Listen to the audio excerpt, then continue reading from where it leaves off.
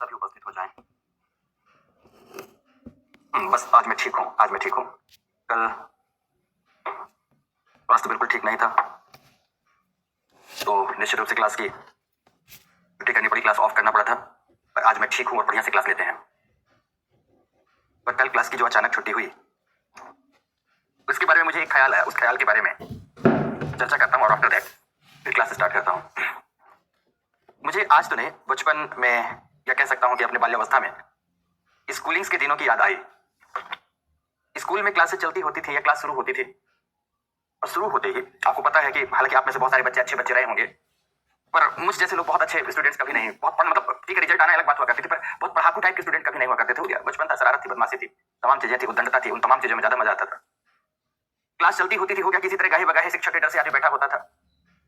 कभी कभार ऐसा अवसर होता कि अचानक क्लास चलती हुई में टन टन टन टन टन की आवाज आती और शिक्षक सूचित करते कि सभी को प्रांगण में एक साथ एकत्रित होना है, और एकत्रित होने की वजह बताते कि आज भारत की अमुख महत्वपूर्ण पर्सनालिटी इस दुनिया से विदा ले ली है, तो विदा लेने के उपलक्ष्य में आज 2 मिनट का शोक मनाया जाएगा और आफ्टर दैट आपकी छुट्टी। दोस्तों, उस छुट्टी में जीवन का जितना आनंद आता था, अचानक चलती क्लास में जब छुट्टी होती थी, जितना आनंद आता था, मुझे लगता है आज तक बाल्यावस्था में उतना आनंद किसी भी चीज में नहीं आया होगा। बहुत खुशी होती थी, एक साथ सारे बच्चे खड़े होते और जोर का स्वर लगा के रो करके और एकदम भागते। तो में सबसे प्रामाणिक हमने माना हम लोग जो लास्ट बात, दूसरी दबा के पढ़ना है। अब आप बाल्यावस्था में नहीं हो, युवावस्था में आ चुके हो, जीवन की जिम्मेदारियां प्रौढ़ावस्था वाली आपके इस कंधे पर होगी, इसलिए बहुत अच्छे से पढ़ना है, पूरे मन से पढ़ना है, पूरे तल्लीनता से पढ़ना है, पूरा लग कर पढ़ना है, ठीक है ना। कंटिन्यूटी मेंटेन रहनी चाहिए, इसीलिए वो वाला मजा अब फील मत करिएगा। मैंने इसीलिए कहा कि बाल्यावस्था में जब स्कूलिंग में ऐसी छुट्टियां होती थी तब वो मजा आते थे, पर अब तो लगता है कि क्लास होनी चाहिए। तो चलिए क्लास लेते हैं दोस्तों, और आज से हम लोग क्लास, पहले तो 2 बातें कर लेते हैं, 2 बातें। एक पहली बात तो ये कि आपने लास्ट क्लास में देखा था कि हमने पृथ्वी की आंतरिक संरचना को पढ़ा। जस्ट वेट, पहले पेन की सेटिंग कर दूं। यस, इसमें से हम लोग जो लास्ट क्लास लिए थे वो पृथ्वी की आंतरिक संरचना पर लिए थे, अंतरतम पर लिए थे, आंतरिक संरचना पर क्लास लिए थे। तमाम फैक्ट्स थे संरचना के बारे में, भरपूर तरीके से हमने एक तो स्रोत पर देखा था, स्रोत प्रत्यक्ष स्रोत थे और दूसरे तरफ कुछ अप्रत्यक्ष स्रोत थे। इन स्रोतों को तो हमने देखा कि ये पृथ्वी की आंतरिक संरचना को बता पाने में अपर्याप्त हैं, लेकिन अप्रत्यक्ष स्रोतों में सबसे प्रामाणिक हमने माना था कि भूकंपीय तरंगे ही हैं जो कि सबसे प्रामाणिक साक्ष्य उपलब्ध कराती हैं कि पृथ्वी का अंतरतम है कैसा। इसके आधार पर ही हमने पृथ्वी के अंतरतम की जोनिंग की थी, जिसे हम कह सकते हैं कि हमने इसके आधार पर मंडलीयकरण किया था। मंडलीयकरण करने के 2 आधार थे, एक एडवर्ड स्वेश ने रासायनिक संरचना के आधार पर किया था, जिसमें हमने सियाल, सीमा और निफे में विभाजित किया था, और आफ्टर दैट जो भूकंपीय तरंगों के आधार पर बटा था उसे हमने क्रस्ट, मेंटल एंड कोर के रूप में विभाजित किया था। इस प्रकार से हमने मंडलीकरण कर उसे हमने क्रस्ट, मेंटल एंड कोर के रूप जोनिंग की थी, जिसे हम कह सकते हैं कि हमने इसके आधार पर मंडलीयकरण किया था। मंडलीयकरण करने के 2 आधार थे, एक एडवर्ड स्वेश ने रासायनिक संरचना के आधार पर किया था, जिसमें हमने सियाल, सीमा और निफे में विभाजित किया था, और आफ्टर दैट जो भूकंपीय तरंगों के आधार पर बटा था उसे हमने क्रस्ट, मेंटल एंड कोर के रूप में विभाजित किया था। इस प्रकार से हमने मंडलीकरण करते हुए इस टॉपिक की भली भांति प्रकार से समाप्ति की थी। आज हम लोग अगले टॉपिक में प्रवेश कर रहे हैं, बहुत महत्वपूर्ण टॉपिक है। यूपीएससी 13 मेंस एग्जामिनेशन, यूपीएससी 15 या 16 मेंस एग्जामिनेशन में 2 बार इस टॉपिक से प्रश्न पूछा गया था, और आपका टॉपिक होगा मूल रूप से आज का महाद्वीपीय विस्थापन सिद्धांत। महाद्वीपीय विस्थापन सिद्धांत होगा, महाद्वीपीय, जिसको हम लोग इंग्लिश में कहते हैं कॉन्टिनेंटल ड्रिफ्ट थ्योरी। ये सिद्धांत आता है, जो मूल टॉपिक है, मूल टॉपिक ये है कि आखिर महाद्वीप एवं सागरों की उत्पत्ति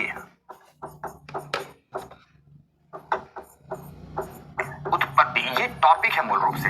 यहां पर सागर की जगह सागरीय द्रोणी भी लिख सकते हैं। तो महाद्वीप एवं सागरीय द्रोणियों की उत्पत्ति ये मूल टॉपिक है, और उत्पत्ति के संबंध में विविध प्रकार के सिद्धांत दिए जाते हैं। उन्हीं सिद्धांतों में से एक ये सिद्धांत है महाद्वीपीय विस्थापन सिद्धांत, continental drift theory. DSP Chauhan, DCSP Chauhan, बेटा तुम इतने मैसेज क्यों कर सकते हो, और तुम्हारे अंदर सच बताओ इतने मैसेज कर पाने की क्षमता कैसी? तुम पूरी क्लास में शुरू से कमेंट्स करना शुरू करते हो तो लास्ट तक तुम कमेंट्स करते रहते हो, इतने तुम्हारे अंदर क्षमता कहां से आती है यार? मुझे तो ये तो बता दो, मुझे तो बड़ा मुश्किल लगता है। नहीं सर, बिल्कुल अच्छा नहीं लगा आपकी क्लास। अच्छा क्लास नहीं लगा, अच्छा नहीं लगा, बहुत अच्छा, वेरी गुड सचिन। सर आपको पता है मेरा ज्योग्राफी के टेस्ट में 7 रैंक आई है। ओ कॉन्ग्रेचुलेशन सचिन बेटा, कॉन्ग्रेचुलेशन। ओके सर, आप फिर वेगनर चतुष्फलक थ्योरी भी आधो पढ़ाओगे? वेगनर चतुष्फलक थ्योरी, ओके, नहीं पढ़ाएंगे मिश्रा जी या तरुण मिश्रा। वेगनर का सिद्धांत तो पढ़ाएंगे, लेकिन जो चतुष्फलक थ्योरी है वो लुथियन ग्रीन महोदय द्वारा प्रस्तुत की गई थी, वो सब यहाँ नहीं पढ़ाएंगे। ओके, ठीक है। रागिनी कुमारी, सर हमें तो भूल ही गए। कौन भूल गया? अजय, मोस्ट वेलकम बेटा, प्लीज पढ़ाना शुरू कीजिए प्लीज। वंदना, ओह गजब। सर हम क्लास थोड़ा लेट हो गए, कोई बात नहीं, अभी चलेगा। दोस्त 2028 की, अच्छा हुआ कि 2048 की स्ट्रेटजी नहीं पूछा बेटा। ओके सर, ताप दाब घनत्व मानवीय स्रोत कैसे है? क्योंकि हम एक्सपेरिमेंट करते हैं इनके आधार पर, इनके शुरुआती सक्सेस के आधार पर प्रयोगशालाओं में हमें जानकारी नहीं है प्रॉपरली। रैंक 2 है, इसमें कौन सी बड़ी बात? Okay good, congratulation.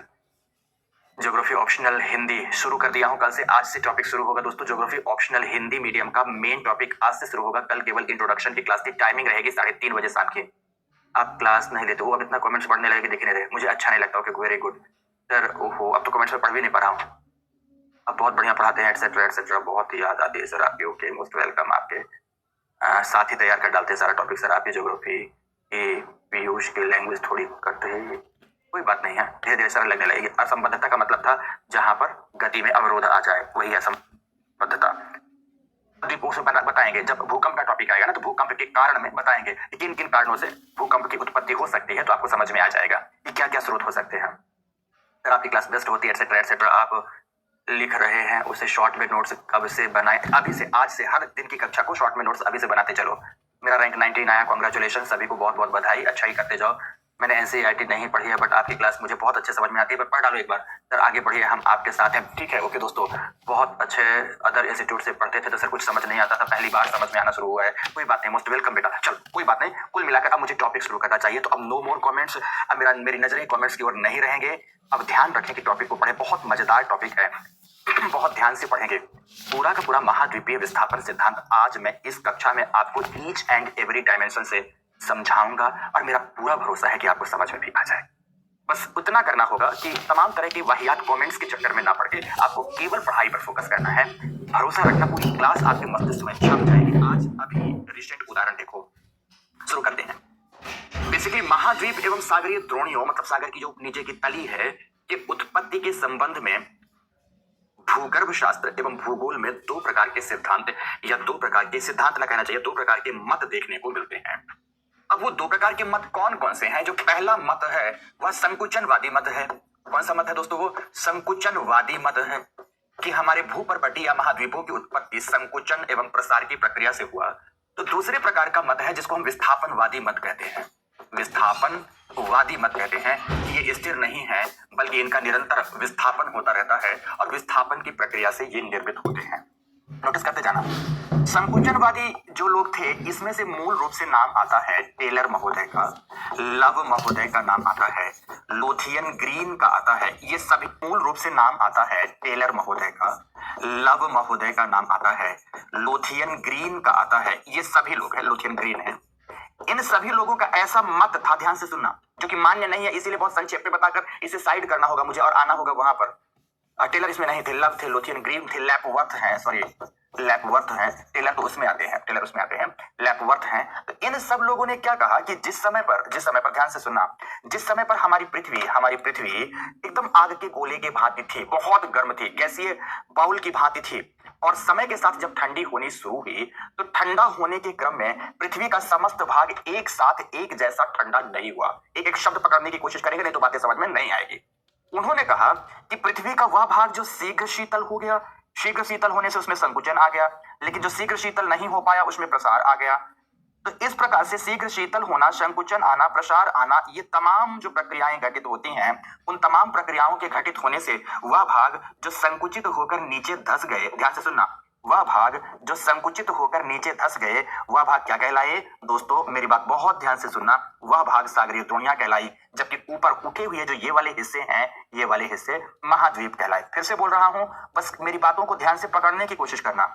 इन्होंने कहा कि जब पृथ्वी का आद्य गर्म पदार्थ ठंडा हो रहा था, तो ठंडा होने के क्रम में जो भाग शीघ्र ठंडा हुआ, ठंडा होकर संकुचित हुआ, और संकुचन से वहां पर छिछली द्रोणियां बन गई, बेसिन बन गया, मतलब गर्तनुमा भाग बन गए, और वही गर्तनुमा भाग जहां आज जल भरा हुआ है वह सागरीय द्रोणी कहलाता है।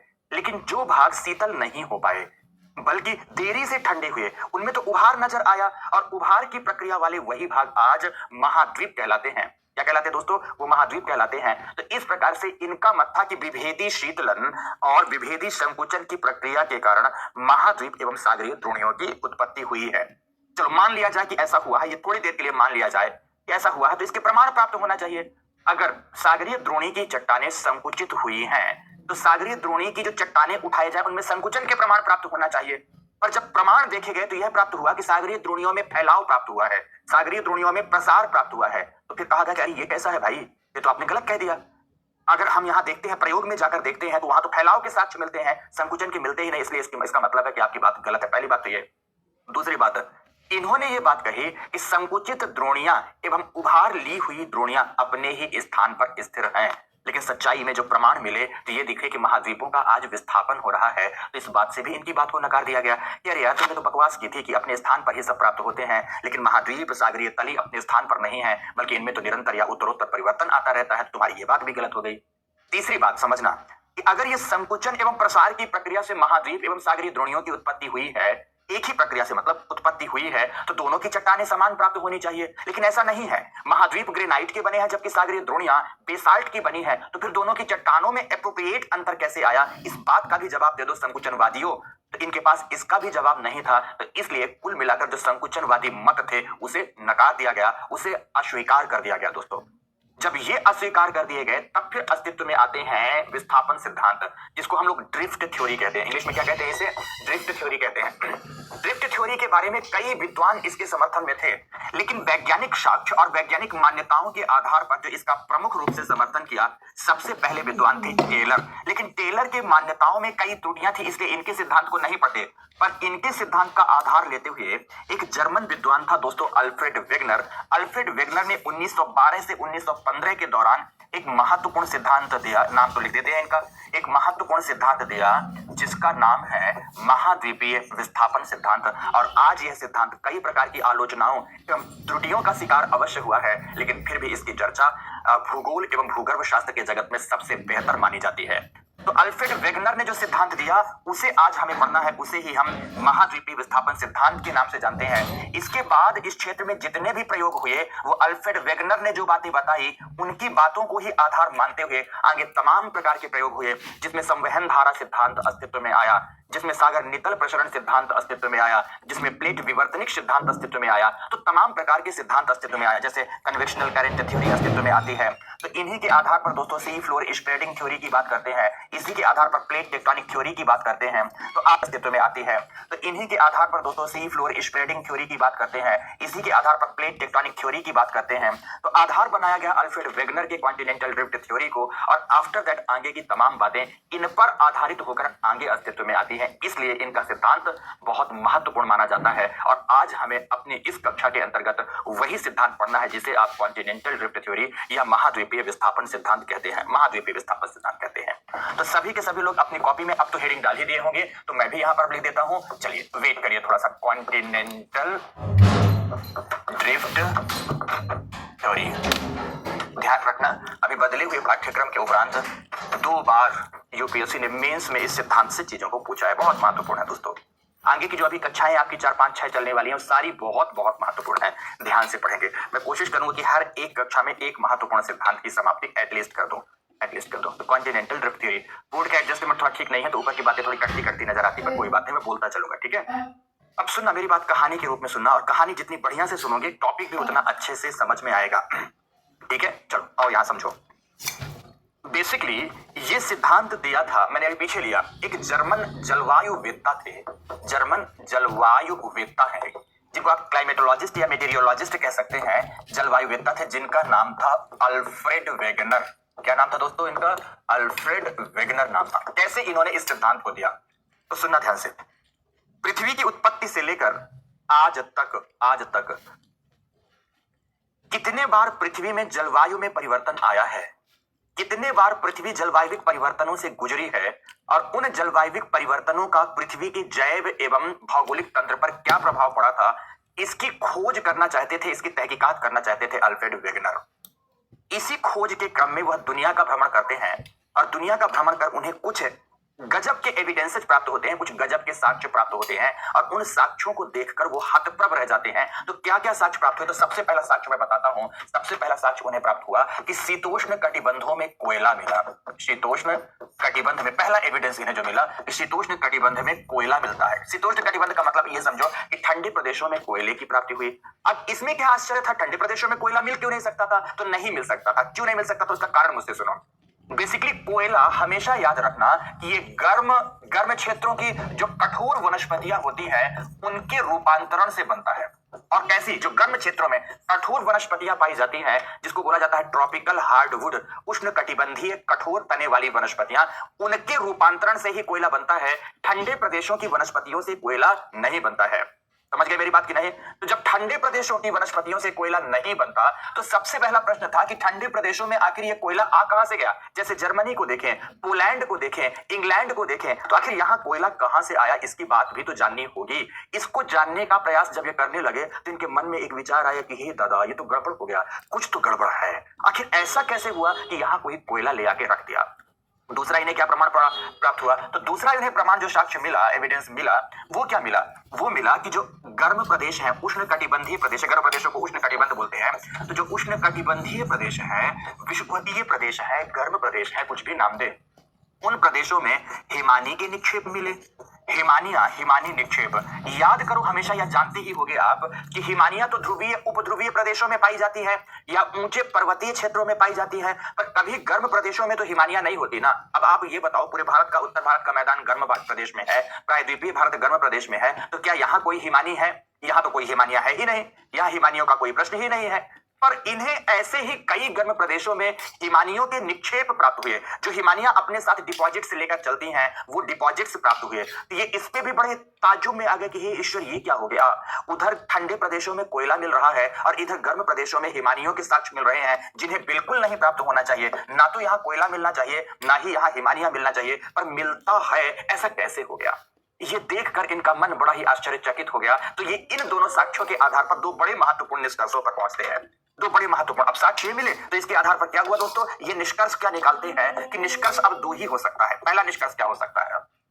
पहला निष्कर्ष क्या हो सकता है कि या कि जिस कालखंड में कोयला बना है उस कालखंड में इतना व्यापक स्तर पर जलवायु परिवर्तन हुआ होगा। सुनना ध्यान से, या कि पहला निष्कर्ष, जिस कालखंड में कोयला बना है उस कालखंड में इतना व्यापक जलवायु परिवर्तन हुआ होगा कि उस परिवर्तन से ठंडे प्रदेशों में भी गर्म प्रदेशों वाली हार्डवुड पैदा होती रही होगी। जैसे उदाहरण से, अगर याद है तो ठीक है, नहीं याद है तो बम बम बोले बोलना, और कोई उपाय नहीं है। मैंने एक कालखंड बताया था आपको, कार्बोनिफेरस। क्या मैंने बताया था आपको? कालखंड कि कार्बोनिफेरस, इस कालखंड में दुनिया का 95% कोयला बना था। तो इन्होंने क्या कहा कि ऐसा संभव है कि कार्बोनिफेरस कालखंड में ठंडे प्रदेशों में जलवायु गर्म रही होगी। फिर से ऐसा कल्पना करते हैं कि ठंडे प्रदेशों में भी जलवायु गर्म रही होगी, तो यहां पर हार्ड वुड प्राप्त होते रहे होंगे, कठोर तने वाली वनस्पतियां रही होंगी जिनके रूपांतरण से कोयला बना होगा।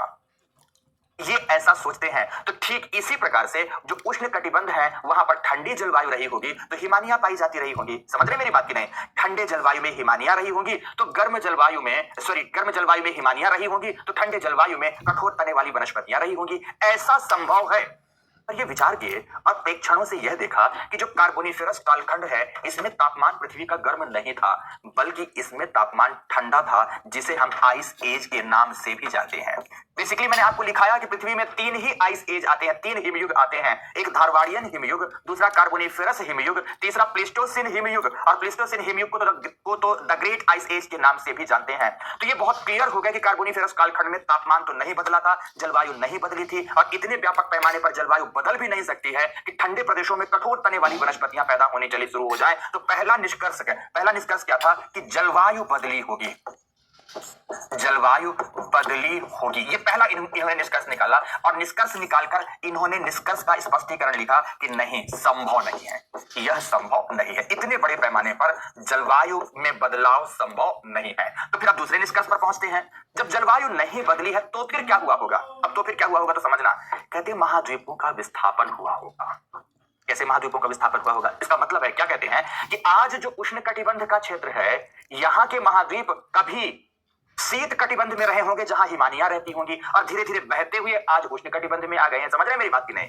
मतलब आज जो उष्ण कटिबंध का प्रदेश है, जैसे मान लो भारत का प्रायद्वीप है, भारत के प्रायद्वीप में हिमानियों की निक्षेप इसलिए है कि कभी ये भारत का प्रायद्वीप ठंडे क्षेत्र में रहा होगा और धीरे धीरे बहता हुआ आज यहाँ आ गया है। ठीक इसी प्रकार जहां आज कोयला है जर्मनी, पोलैंड, इंग्लैंड आदि में, ये कभी गर्म विषुवतीय क्षेत्रों में रहे होंगे और आज बहते हुए यहां पर चले गए होंगे।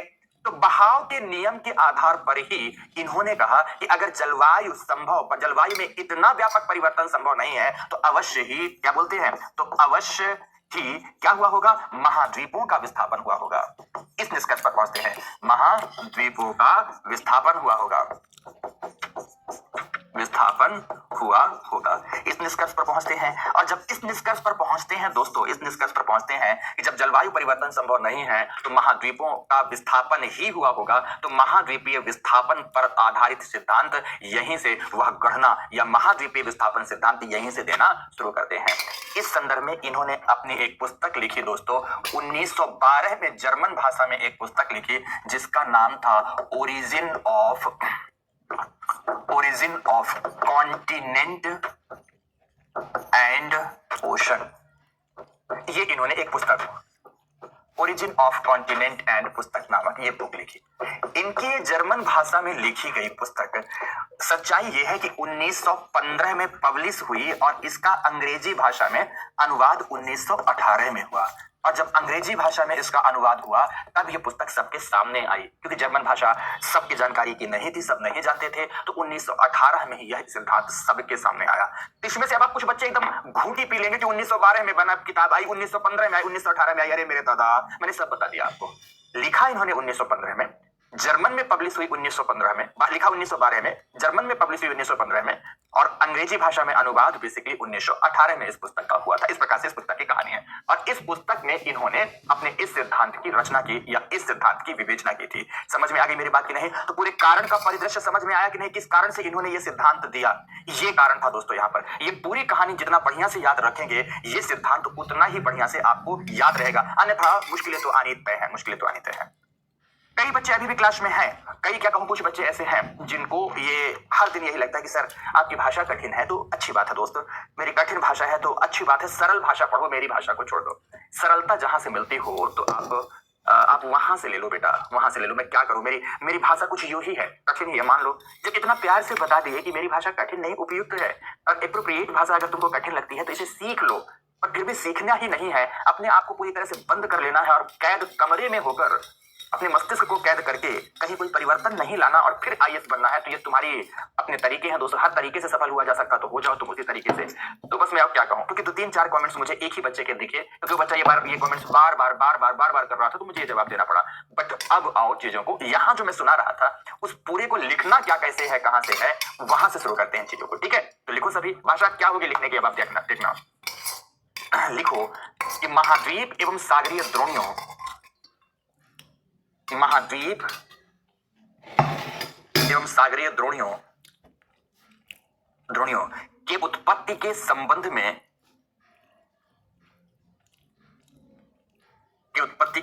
में प्रस्तुत किया गया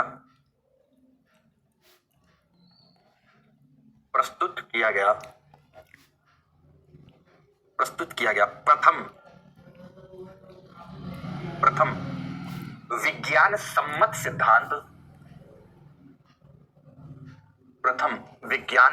सिद्धांत, मतलब साइंस बेस्ड विज्ञान सम्मत का मतलब होता है, अब विज्ञान की तरह का सिद्धांत की भाषा नहीं होती उसमें लिखने की, विज्ञान सम्मत सिद्धांत जर्मन जलवायुवेत्ता, मौसम वैज्ञानिक भी लिख सकते हैं, जर्मन जलवायुवेत्ता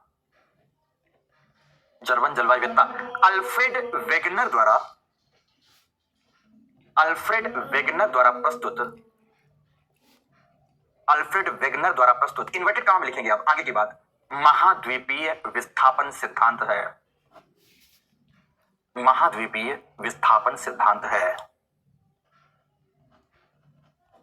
महाद्वीपीय विस्थापन सिद्धांत है, पूर्ण विराम, महाद्वीपीय विस्थापन सिद्धांत है, पूर्ण विराम। लिख दिया इतना? ओके, लिखो यह सिद्धांत वर्ष 1912/15,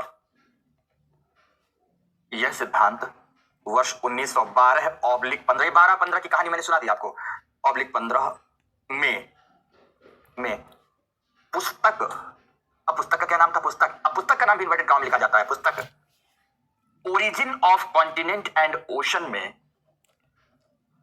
origin of continent and ocean, English में ही लिखेंगे, हिंदी में मत लिख दीजिएगा। Origin of continent and ocean में, ओशन में इन्वर्टेड कॉमा क्लोज करो, प्रकाशित किया गया था, प्रकाशित किया गया था, जो कि दो प्रकार के स्रोतों पर आधारित था, दो प्रकार के स्रोतों पर आधारित था। नंबर वन शीतोष्ण कटिबंधीय प्रदेशों में, स्रोत की जगह प्रमाण लिख दो, कुछ भी स्रोत भी लिख सकते हो, स्रोतों पर आधारित था। नंबर 1 शीतोष्ण कटिबंधीय प्रदेशों में कोयले का पाया जाना, कोयले का पाया जाना। तो नंबर 2 उष्ण कटिबंधों में, उष्ण कटिबंध की जगह विषुवतीय प्रदेश भी लिख सकते हैं, उष्ण कटिबंधों में हिमानी निक्षेपों का पाया जाना, हिमानी निक्षेपों का पाया जाना। पूर्ण विराम लगाएं, पैरा चेंज करें, लिखे इन दोनों तथ्यों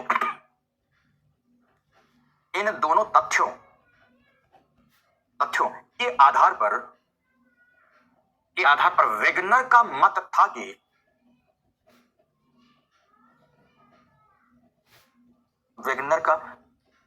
कि नंबर वन या कि जलवायु परिवर्तन हुआ होगा, या कि जलवायु परिवर्तन हुआ होगा, या के बाद लिखेगा नंबर टू महाद्वीपों का विस्थापन हुआ होगा। चंदू सागर, कोई बात नहीं, मोस्ट वेलकम बेटा। महाद्वीपों का विस्थापन हुआ होगा, पूर्ण विराम लिखें और नीचे से लिखें क्योंकि इतना व्यापक पैमाने पर, इतना व्यापक पैमाने पर जलवायु परिवर्तन संभव नहीं है, जलवायु परिवर्तन संभव नहीं है, इसलिए अवश्य ही महाद्वीपों का विस्थापन हुआ होगा।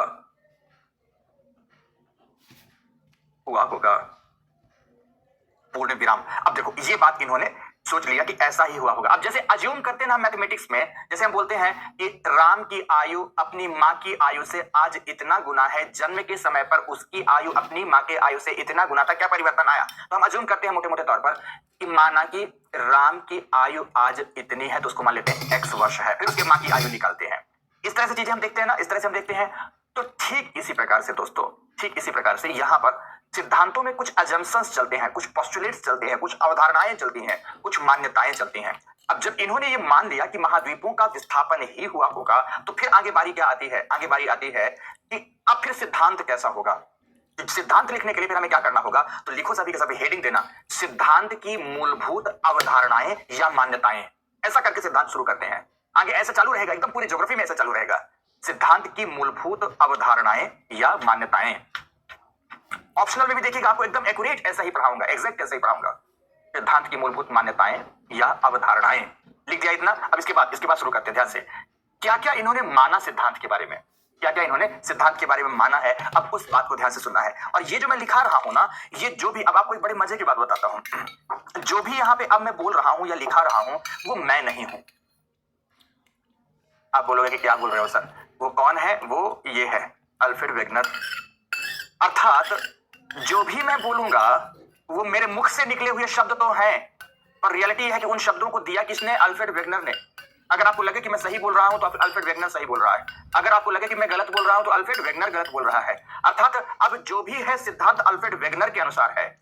जहां पर गलतियां कर रहा होगा अल्फ्रेड वेगनर, आगे चलकर हम उसकी आलोचनाएं कर देंगे, पर अभी अल्फ्रेड वेगनर ने अपने सिद्धांत के बारे में क्या कहा, उसे ठीक से आपको इस पूर्व उसकी अवधारणा में, उसकी मान्यता में लिखना। ध्यान रखना सभी, आप सभी अल्फ्रेड वेगनर की मान्यता को अभी लिख रहे हो, आप अपनी बात नहीं लिख रहे हो, मैं अपनी बात नहीं लिखा रहा हूं, इसलिए अच्छा हो या बुरा हो, सही हो या गलत हो, सब कुछ अल्फ्रेड वेगनर के अनुसार है, इसलिए लिखते जाना, उसमें अपना दिमाग मत लगाना।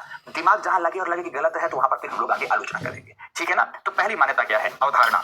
अवधारणा में सबसे पहला सिद्धांत की जो अवधारणा है, पोस्टुलेट्स कहते हैं, पोस्टुलेट्स ऑफ द थ्योरी। तो सबसे पहला इन्होंने क्या कहा, ध्यान से सुनना, लिखे सभी, सियाल सीमा पर सीमा पर बिना रुकावट, सियाल सीमा पर बिना रुकावट तैर रहा है। अब आप कहोगे सर इन्होंने क्रस्ट मेंटल कोर आदि की अवधारणा को क्यों नहीं उठाया है? अब सुनना ध्यान से, इन्होंने जब सिद्धांत दिया था उस समय पर क्रस्ट मेंटल कोर की अवधारणा नहीं आई थी। रिक्टर महोदय ने भूकंपीय तरंगों का जब ज्ञान प्राप्त किया और उसके बाद 1932 से 35 के मध्य, उसके बाद बेसिकली भूकंपीय तरंगों के आधार पर पृथ्वी की आंतरिक संरचना कैसी है विज्ञान जगत में अस्तित्व में आया। पर ये 1912 में अपनी पुस्तक लिखते हैं, उस समय पर क्रस्ट मेंटल कोर जानते ही नहीं थे। तो इन्होंने किसकी बात की? सियाल और सीमा की बात की, जो एडवर्ड स्ट्रेस महोदय ने बताया था कि सियाल हमारा ठोस है, सीमा हमारा तरल है। तो जो ठोस सियाल है वह तरल सीमा पर हमेशा बिना रुकावट के तैरता है। उस बात को इन्होंने एज इट इज स्वीकार कर लिया। समझ में आ गई मेरी बात की नहीं? समझ में? अनमोल यहां पर अभी घनत्व की बात नहीं करते बेटा, कर सकते हो पर अभी नहीं करते, अभी बस इतनी ही बात करते हैं। क्रस्ट एंड मेंटल की जब बात करेंगे वहां पर विभेदी घनत्व की बात कर लेंगे तो ज्यादा मजा आएगा। लिथोस्फीयर एंड अस्टेनोस्फीयर की बात करेंगे तो ठीक है। तो सियाल सीमा पर बिना रुकावट तैर रहा है क्योंकि सीमा तरल अवस्था में है और सियाल ठोस अवस्था में। पहली इन्होंने बात ऐसे स्वीकार कर ली। तो अब दूसरी बात को ध्यान से समझना, दूसरी बात के रूप में इन्होंने क्या बताया। दूसरी बात में इन्होंने पैंजिया की संकल्पना दी। अब आपके मन में आएगा सर ये क्या है पैंजिया? मैं समझाऊंगा ना, हर एक लाइन समझाऊंगा। दूसरी बात में इन्होंने किसकी बात की है? पैंजिया, हिंदी में भी लिख सकते हो, पैंजिया की अवधारणा प्रस्तुत की है, पैंजिया की अवधारणा। अब पैंजिया क्या है इसे आप समझो और फिर मैं लिखाता हूं, बस अभी इतना लिख दो, पैंजिया की अवधारणा, और फिर अब आप यहां पर चित्र में समझो, चित्र में समझो। माना कि ये है हमारी पृथ्वी, ये पूरी आपके सामने पृथ्वी है और पृथ्वी के संदर्भ में ही यहां कहीं से गुजर रही है हमारी इक्वेटर, हमारी विषुवत रेखा। विषुवत रेखा पृथ्वी के मध्य से गुजरने वाली एक ऐसी अक्षांश रेखा है जो पृथ्वी को दो भागों में बांट देती है। उत्तर का भाग उत्तरी गोलार्ध और दक्षिण का भाग दक्षिणी गोलार्ध के नाम से जाना जाता है। अब समझना मेरी बात, इनका कहना क्या था? ये शुरुआत किस बात से करते हैं? ये कहते हैं कि आज से लगभग 350 मिलियन वर्ष पूर्व अर्थात कार्बोनिफेरस कालखंड में, अब जो भी कह रहे हैं ये कह रहे हैं, मैं नहीं कह रहा हूं, ध्यान रखना, कार्बोनिफेरस कालखंड में आज जितने भी महाद्वीप आपको नजर आ रहे हैं, पहले तो 7 महाद्वीपों की चर्चा थी, अब 8 महाद्वीप माने गए हैं। जो 8 महाद्वीप हैं ये सारे महाद्वीप एक दूसरे से दूर दूर नहीं थे। उत्तर अमेरिका, दक्षिण America, Europe, Africa, Asia, Australia, Antarctica, Zealandia, ये सब के सब एक समय विशेष में, और वह समय था कार्बोनिफेरस कालखंड, वह सभी एक साथ इकट्ठे थे। और जब सारे महाद्वीप एक साथ इकट्ठे थे तो एक बड़ा सा भूखंड का निर्माण करते थे। किसका निर्माण करते थे? महाभूखंड का निर्माण करते थे। ये जो महाभूखंड शब्द है ना, इसे ही जर्मन लैंग्वेज में पैनजिया कहते हैं। पैन का मतलब होता है, ध्यान रखना, पैन का मतलब होता है संपूर्ण और जिया का मतलब होता है भूखंड, अर्थात संपूर्ण भूखंड जब एक साथ उपस्थित थे तो उसे पैनजिया कहा जाता है। समझ रहे मेरी बात की नहीं? क्या कहा जाता है दोस्तों? उसे पैनजिया कहा जाता है। तो कैसा था पैनजिया, उसे मैं यहां पर बना देता हूं। इन्होंने कहा कि कार्बोनिफेरस कालखंड में आज के सारे महाद्वीप एक साथ इकट्ठे दक्षिणी गोलार्ध में उपस्थित थे। देखो विषुवत रेखा के मैंने दक्षिण बनाया, एक साथ इकट्ठे दक्षिणी गोलार्ध में उपस्थित थे और इस संपूर्ण महाद्वीपों के एकत्रित रूप को ही इस नाम से इन्होंने पुकारा, इसे इन्होंने पैनजिया कहा। पैनजिया, पैन का मतलब संपूर्ण और जिया का मतलब भूखंड कहा। अब आगे समझना, बोलते हैं जब सारे भूखंड एक साथ थे तो अब इस भूखंड के चारों ओर सागरीय जलराशि प्राप्त हो रही थी, सागरीय जल हिलोरे ले रहा था। तो जब सारा भूखंड मिलकर एक बड़ा सा भूखंड बना था तो सागर भी अपने आप में इकट्ठा था, पूरा सागर इकट्ठा था। तो पैंजिया के चारों तरफ जो सागर या महासागर प्राप्त हो रहा था उसका भी नाम इन्होंने दिया और उसे इन्होंने कहा वो पैंथालसा था, पैंथालसा। इसे पैंथालासा ना बोलेंगे दोस्तों। अब ये मत बोलेगा सर किताब में तो यही लिखा है, क्योंकि आप लोग बोलने से तो चूकते नहीं हो। अरे भाई मुझे पता है आपकी किताब ने पैंथालासा लिखा है, पैंथालासा लिखा है, पैंथालासा लिखा है। क्योंकि जैसे प्रिया कुमारी सर पैंथालासा, मैं बोल तो रहा हूं, जो मैं बोलूं उसे बोलो एक बार प्रोनाउंसिएशन में। अगर मजा ना आए दोस्तों, अगर एग्जामिनर प्रसन्न ना हो जाए और सच्चाई ना रहे तो फिर बताना। तो दोस्तों ये जो चारों तरफ का सागरीय जल क्षेत्र था वो पैंथालसा था। पैंथालासा ऐसा नहीं था, क्योंकि थालासा वो गलत शब्द होता है। पैन का मतलब होता है, दो शब्दों से मिलकर बना है। पैन का मतलब होता है ऑल और थालसा का मतलब होता है सी या ओशन। अब देखो दो शब्द कैसे मिलते हैं। हर एक शब्द राजेश मिश्र आपके लिए साइंटिफिक यूज करते हैं और एप्रोप्रिएट यूज करते हैं। और तकलीफ तब होती है जब कई बच्चों के लिए कुछ भी लिखना, कुछ भी बोलना, आधी अधूरी चीजों को जानकर। तो पैन का मतलब हो गया आपके लिए ऑल हो गया, और थालसा का मतलब हो गया सी और ओशन। मतलब जब सारे सागरीय जलराशि एक साथ मिले थे तो उसे पैंथालसा कहा गया। कुल मिलाकर एक बार में जानो कि संपूर्ण भूखंड जब एकत्रित थे तो उसे पैंजिया कहा गया, और इसके चारों ओर उपस्थित सागरीय जलराशि को क्या कहा गया? पैंथालसा कहा गया। पैंथालासा बोलेंगे तो आपकी जुबान कोई काटेगा नहीं, पर पैंथालसा कहेंगे तो आपकी ओर देखकर मुस्कुराएगा अवश्य। और चेहरे पर किसी की मुस्कुराहट ले आ देना एक आकर्षण का पहला देखो तरीका होता है। तो पैंथालसा हो गया, बिल्कुल ठीक है। ओके, अब आगे ध्यान से सुनो। पैंजिया के बारे में इन्होंने बताया कि ये पैंजिया दो भागों में विभाजित था, जिसके मध्य में एक छिछला सागर था, दिस वन, जिसके मध्य में एक छिछला सागर था। और ये जो छिछला सागर था, छिछला का मतलब गहराई जिसकी कम थी, इस छिछले सागर को टेथिस जियोसिंक्लाइन या टेथिस सी कहा जाता था। टेथिस सी कहा जाता था। जियोसिंक्लाइन क्या होता है भूषण उसे बताऊंगा, पर पहले आप टेथिस सागर याद करो कि जो पैंजिया था, पैंजिया के मध्य में एक बहुत गहरा नहीं पर सबसे बड़े सागरीय जल क्षेत्रों में से एक विशाल काय सागर था, जिसे टेथिस सागर कहा जाता है। क्या कहा जाता है दोस्तों? इसे टेथिस सागर कहा जाता है। और यही टेथिस सागर आगे चलकर टेथिस भूषणति में बदल जाएगा, और भूषणति को अंग्रेजी में जियोसिंक्लाइन कहते हैं। तो अब टेथिस सी इसे दो भागों में ऑलमोस्ट बांट देती थी। तो टेथिस सी के जो दक्षिण का ये वाला हिस्सा था, इसे कहते थे गोंडवाना लैंड। क्या कहते थे दोस्तों? इसे गोंडवाना। तो इसके अंदर लिख दिया मैंने और लैंड लिख देता हूं बाहर। टेथिस सी के दक्षिण का भाग गोंडवाना लैंड कहलाता था, और इसके उत्तर का भाग बेसिकली अंगारा लैंड कहलाता था। नाम हो गए दोनों के, उत्तर का भाग अंगारा लैंड और दक्षिण का भाग गोंडवाना लैंड के नाम से। अब आपकी किताब में उत्तर के भाग को लॉरेंशिया होगा, टीचर भी लॉरेंशिया पढ़ा रहे होंगे। पढ़ाने तो मैंने कहा कि वो गलत पढ़ा रहे हैं, अगर लगे कि राजेश से गलत पढ़ा रहे तो कोई बात ही नहीं है। ओके, सुनना ध्यान से। उत्तर का भाग अंगारा लैंड कहलाया तो दक्षिण का भाग गोंडवाना लैंड कहलाया। इस अंगारा लैंड के दो अंग थे।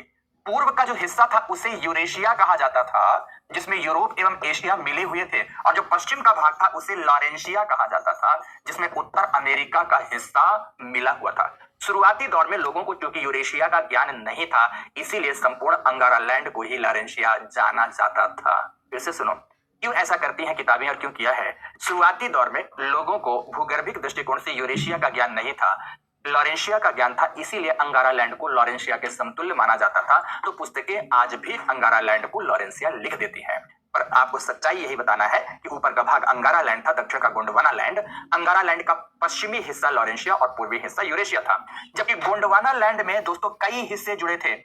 आज का साउथ अमेरिका जुड़ा था, आज का अंटार्कटिका जुड़ा था, आज का अफ्रीका जुड़ा था, आज का इंडिया जुड़ा था, आज का ऑस्ट्रेलिया जुड़ा था, आज का दोस्तों, आज का ऑस्ट्रेलिया के साथ आज का पूरा अरेबियन पेनिनसुला जुड़ा था। ये तमाम क्षेत्र गोंडवाना लैंड में जुड़े हुए थे।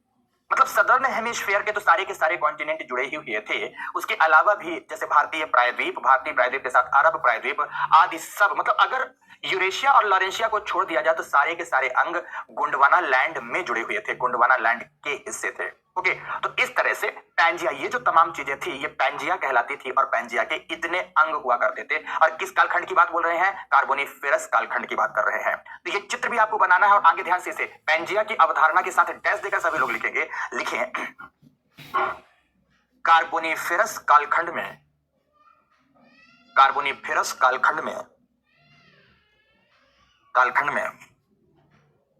आज के संपूर्ण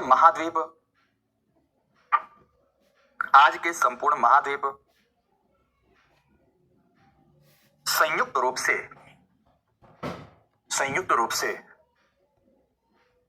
दक्षिणी गोलार्ध में उपस्थित थे,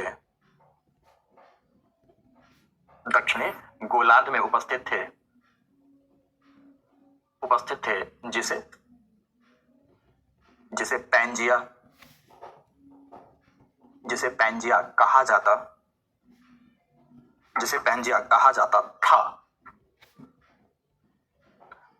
था, जबकि इसके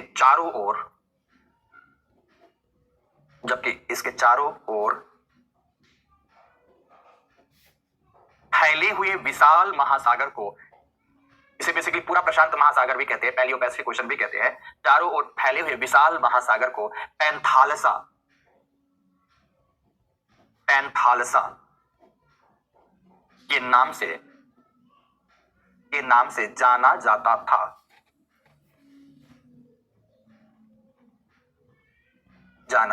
था। पूर्ण विराम। ठीक है, लिखेंगे फिर इसी में लिखेंगे पेंजिया की अवधारणा में। लिखे, पैरा चेंज करते हुए लिखेंगे दूसरे बिंदु में। लिखे, पेंजिया के मध्य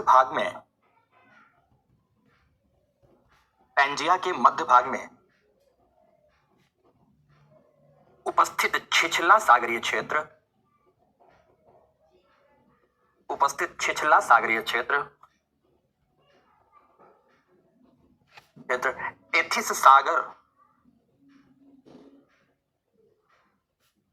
टेथिस सागर कहलाता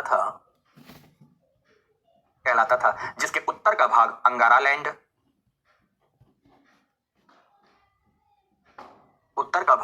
लैंड, तो दक्षिण का भाग गोंडवाना लैंड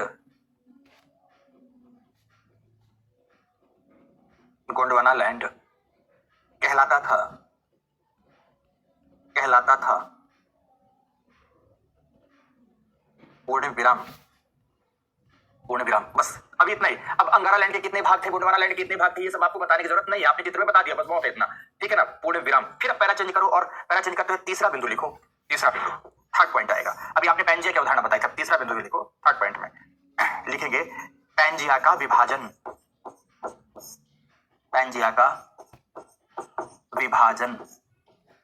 लिखो थर्ड पॉइंट में पेंजिया का विभाजन लिखेंगे, फिर डैश देकर लिखेंगे।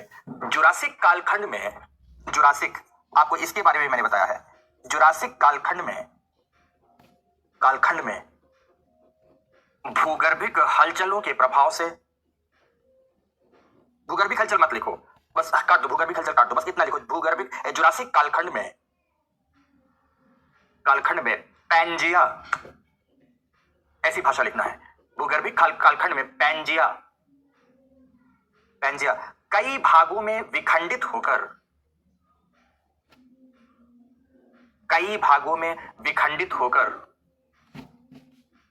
विखंडित होकर दो दिशाओं की ओर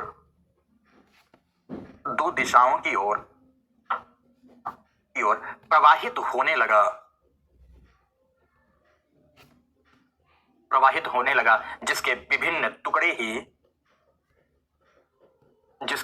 टुकड़े ही महाद्वीप कहलाए।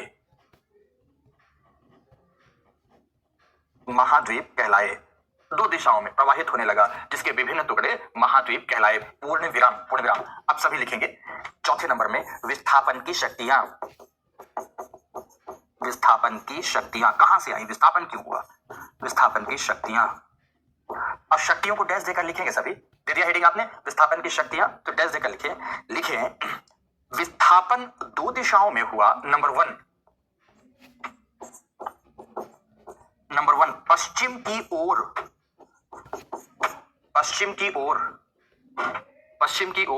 दो दिशाओं में होगा विस्थापन। पश्चिम की ओर डैश देकर लिखेगा। पश्चिम की ओर कैसे हुआ, पश्चिम की ओर लिखे चंद्रमा एवं सूर्य द्वारा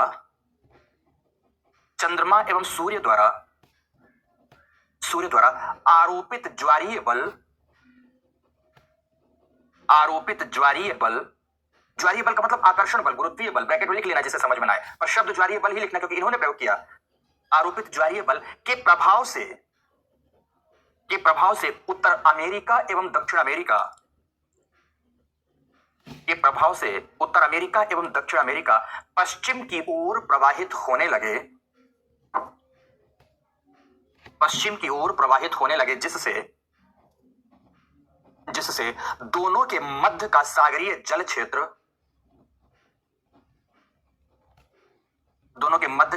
जल क्षेत्र अटलांटिक महासागर कहलाया। जैसे विस्थापित हुए तो इधर की ओर उत्तर एवं दक्षिण अमेरिका, इधर की ओर बाकी खंड है, दूसरा खंड है, दोनों के बीच का क्षेत्र क्या होगा, अटलांटिक महासागर कहलाया। तो दूसरा नंबर उत्तर की ओर दो ही दिशाओं में इन्होंने प्रवाह की बात की है, एक पश्चिम की ओर बात की है और एक उत्तर की ओर। डैश देकर लिखना उत्तर की ओर वालों को। लिखें उत्तरी विस्थापन दो कारणों से हुआ। उत्तरी विस्थापन दो कारणों से हुआ। इन्होंने जो दो कारण बताए हैं, नंबर वन विषुवतीय उत्प्लवन बल, इक्वेटोरियल फोर्स ऑफ बोयंसी, विषुवतीय उत्प्लवन बल। मैं लिखो फिर समझाता हूं। तो नंबर वन विषुवतीय उत्प्लवन बल, इक्वेटोरियल फोर्स ऑफ बोयंसी, विषुवतीय उत्प्लवन बल। मैं लिखो फिर समझाता हूं। तो नंबर टू ध्रुवीय आकर्षण बल, ध्रुवीय आकर्षण बल। अब दो बातें इन्होंने कही। अब दो बातें कौन कौन सी कही? इन्होंने कहा देखो, पश्चिम की ओर विस्थापन के लिए तो इन्होंने मून एंड सन द्वारा आरोपित टाइडल फोर्स की बात कही, टाइडल फोर्स की बात कही है। और इसमें उत्तर की ओर के विस्थापन में इन्होंने फिर से दो बातें कही। कहते हैं उत्तर की ओर विस्थापन एक तो उत्प्लवन बल, विषुवतीय उत्प्लवन बल के प्रभाव से हुआ, और दूसरे नंबर पर इन्होंने कहा है, दूसरे नंबर पर विषुवतीय उत्प्लवन बल के अलावा जो दूसरा नंबर है उसमें कहा कि जो ध्रुवीय आकर्षण है उसके प्रभाव से भी, ध्रुवीय आकर्षण बल है उसके प्रभाव से भी ऐसी स्थिति उत्पन्न हुई। अब ये क्या है? उत्प्लवन और आकर्षण बल दोनों को समझो। देखो, आप सभी जानते हो कि हमारी पृथ्वी पश्चिम से पूर्व दिशा में, हमारी पृथ्वी पश्चिम से पूर्व दिशा में घूर्णन करती है। जैसे इस पे हम आपको दिखा दें, दिस वे, ये मान लो पृथ्वी का अक्ष है जिसमें हमारी पृथ्वी, आप सभी को ज्ञात है कि पश्चिम से पूर्व दिशा में कुछ इस तरह से घूर्णन कर रही है, निरंतर एक लट्टू की तरह घूम रही है पृथ्वी। अर्थात अगर पृथ्वी के घूर्णन की दिशा को आपको दिखाना हो तो आप ऐसा दिखा सकते हैं कि हमारी पृथ्वी पश्चिम से पूर्व दिशा में ऐसे निरंतर घूम रही है, एक चक्री की भांति या एक लट्टू की भांति घूम रही है। इस घूमने के क्रम में मोटे तौर पर मान लो कि पृथ्वी हमारी ऐसे घूम रही है। अगर यहाँ पर सूर्य एवं चंद्रमा बैठे, पहले फोर्स को समझना, सूर्य एवं चंद्रमा बैठे तो सूर्य एवं चंद्रमा इस पर लगाएंगे आकर्षण बल, तो सूर्य एवं चंद्रमा द्वारा लगाए गए आकर्षण बल के प्रभाव से पृथ्वी चूंकि पश्चिम से पूर्व की ओर जा रही है, तो जो महाद्वीप है, महाद्वीप का विस्थापन कैसा हो जाएगा दोस्तों? महाद्वीप का विस्थापन इधर ईस्ट है, इधर वेस्ट है, तो ईस्ट टू वेस्ट हो जाएगा। और ईस्ट टू वेस्ट में दोस्तों एक तरफ नॉर्थ अमेरिका चला गया और एक तरफ साउथ अमेरिका चला गया। एक तो इस प्रकार की शक्ति की बात कही है, और जो दूसरी प्रकार की शक्ति है वो क्या है? अब देखो यहाँ पर ये भाग है आपका इक्वेटर। ये कौन सा भाग है आपका? इक्वेटर, विषुवत रेखा है। जब पृथ्वी पश्चिम से पूर्व की ओर घूमती, साइंस है, छोटा छोटा साइंस है। अब साइंस में किसी को फोर्स ऑफ बुओयंसी ही नहीं पता तो मैं क्या करूं? उत्प्लवन बल ही नहीं पता तो क्या करूं? मैं समझाने की कोशिश कर रहा हूं।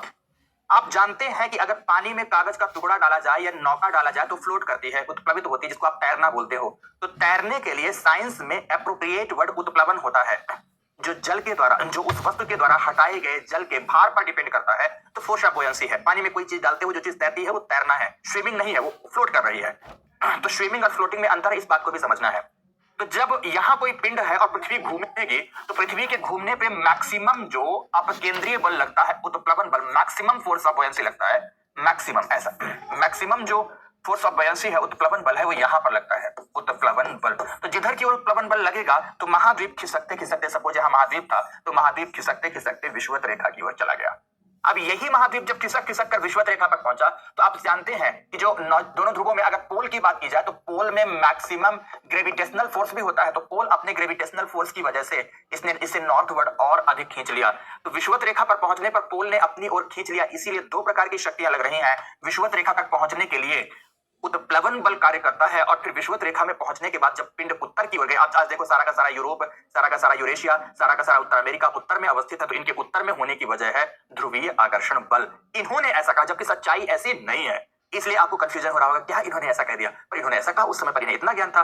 तो दो प्रकार की शक्तियों की इन्होंने बात की है, विषुवतीय उत्प्लवन बल और ध्रुवीय आकर्षण बल के प्रभाव से उत्तर की ओर विस्थापित हुए। पूर्ण विराम। अब आगे की ओर कुछ और बातें कहते हैं, इतने के बाद रुकते नहीं है। आगे की ओर 5वें नंबर पर प्रश्न उठा कि द्वीप कैसे बने, पर्वत कैसे बने, भूकंप कैसे आया, ज्वालामुखी कैसे आया, इन सब की भी तो चर्चा करिए। इन सब की भी वो चर्चा करते हैं, सबकी चर्चा करते हैं। इन सब का ये सब अस्तित्व में कैसे आया, इन सब के बारे में कहा। अब कैसे कहा, उस घटना को सुनना, एक कहानी से सुनाना पड़ेगा मुझे, जो कहानी इन्होंने अपने पुस्तक में कोट किया है। कहते हैं कि आपने भेड़ों के झुंड को चलते हुए देखा होगा, आपने सबने भी देखा होगा।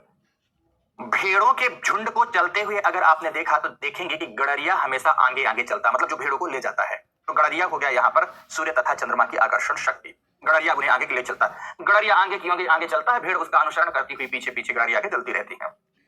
बोलते हैं जिस तरह से भेड़ों के झुंड में चलते हुए गड़रिया आगे होता है, बड़ी बड़ी भेड़ें आगे होती हैं, और जो छोटी भेड़ें होती, मतलब भेड़ों के जो बच्चे होते हैं, मेमने, भेड़ों के बच्चों को क्या कहा, मेमना जो होता है बेचारा उनका साथ नहीं निभा पाता तो पीछे पीछे चलता है। गड़रिया और बड़ी बड़ी गाड़र आगे आगे चलते, जिनको आप भेड़ कहते हो। गड़रिया शब्द भेड़ से ही बना है, गाड़र से।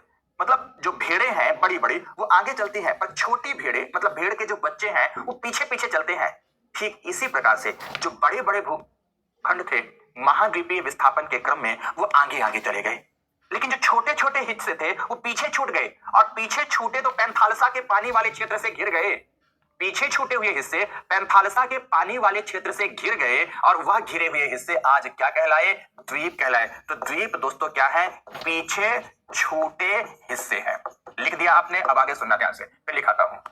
वलित पर्वतों की उत्पत्ति, भूकंप और ज्वालामुखी की उत्पत्ति कैसे हुई? अब इस घटना को सुनो। तो पहले एक एक करके आप लिखते भी जाओ, डैश देकर लिखो आगे। नेक्स्ट पॉइंट में 5वें बिंदु में लिखना, लिखो महाद्वीपीय प्रवाह के क्रम में, प्रवाह, बहाव, विस्थापन, कोई शब्द लिखो। महाद्वीपीय प्रवाह के क्रम में, भूखंड के छोटे छोटे पीछे छूटे हुए हिस्से, भूखंड के छोटे छोटे पीछे छूटे हुए हिस्से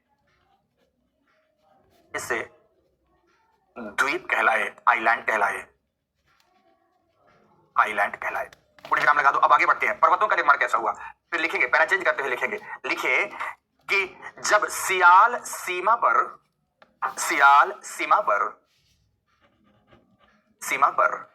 तैर रहा था तो सियाल के किनारों पर लगने वाले घर्षण से, कैसे घर्षण लगा? किनारों पर घर्षण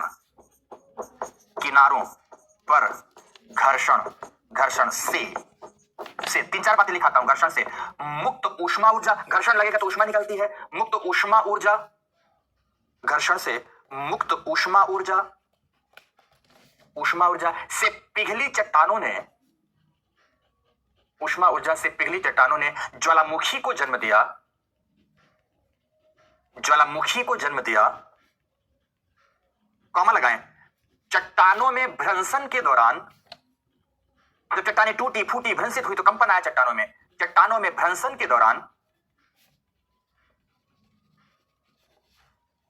दौरान क्या हुआ? भूकंप उत्पन्न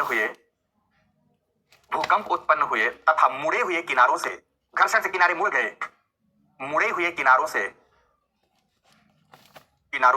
वलित पर्वत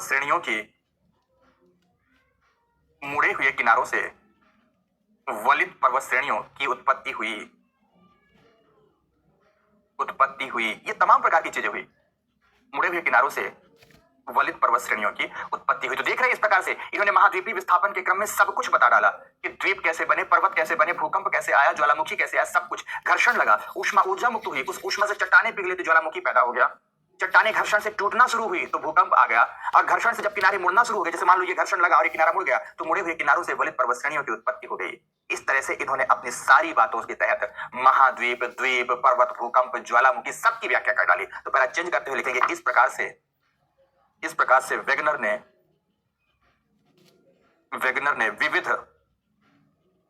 विविध स्थलाकृतियों की उत्पत्ति की,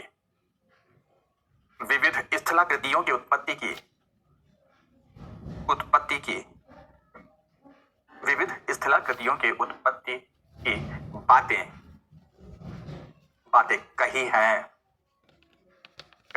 पूर्ण विराम। तो ये था इनकी 5 बिंदुओं में हमने आपको मूलभूत इनकी अवधारणाएं लिखाई ताकि आपको याद रहे।